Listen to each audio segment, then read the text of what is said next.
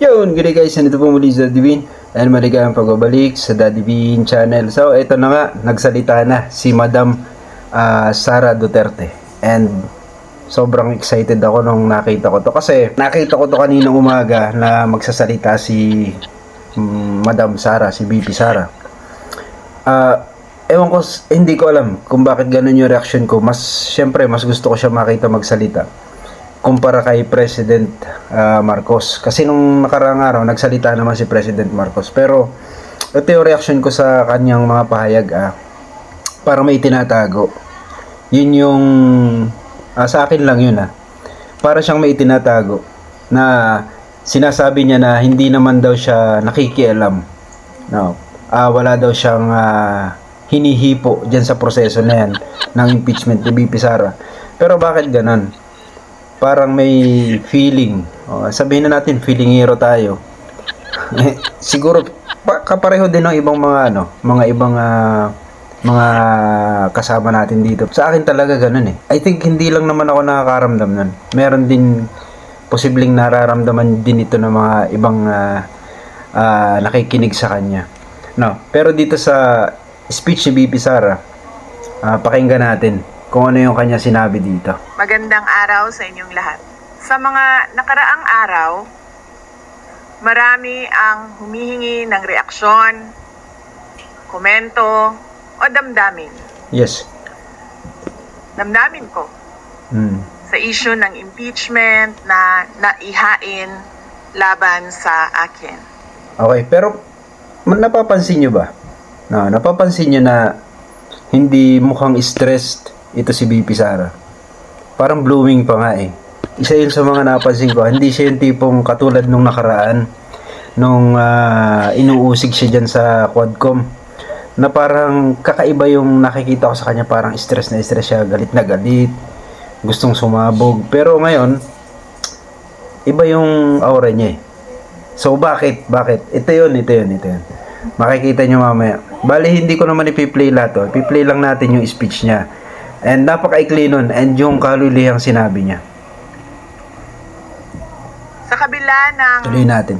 aking mga naging pahayag ukol sa planong impeachment sa mga nakaraan na buwan, ang tanging masasabi ko na lamang sa puntong ito ay God save the Philippines. God save the Philippines. Bukod dito, nais ko na lang ipaabot ang aking taus-pusong pasasalamat sa mga kababayan na patuloy na nagdarasal, sumusuporta, nagtitiwala, at patuloy na nagmamahal sa akin.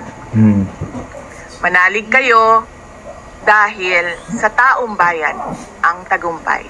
Syukran. May laman yan. Tapos na. I know, right? Diba? Braille. 3 questions, no follow-up. Okay. Oh. Ang paliwanag niya dito kung bakit ganun kaikli kasi yun lang daw yung sinulat. So, okay lang naman yun. Yun lang naman talaga ang posibleng gustong ipasabi sa kanya dahil since mahirap magsalita ng sobrang dami sa pagkakataong ito. Sinabi rin nga niya dito na hindi niya sasagutin yung ibang mga questions na ibinato sa kanya ng mga media. Ngayon, punta tayo sa pinakadulo. Ito yung mga huling words na sinabi niya. And kahit simple lang siya, meron tayong makikita dito. Panoorin natin. Lahi at ibang mga bansa. And because of that, tapos na tayo. Diba? Maraming salamat sa oras ninyo. Magandang umaga. Oh yeah! Yes, happy basing on the palakpak ng mga kasamahan ko sa Office of the Vice President, okay naman sila.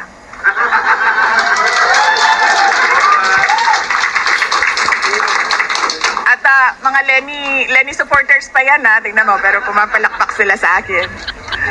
No, Valentine's? Yes, Valentine's.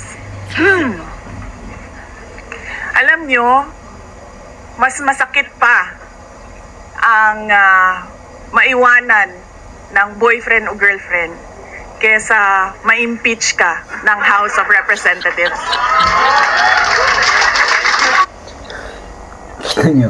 Kita nyo kung papaano niya pinagtawanan yung impeachment. Bakit? Kasi may dahilan.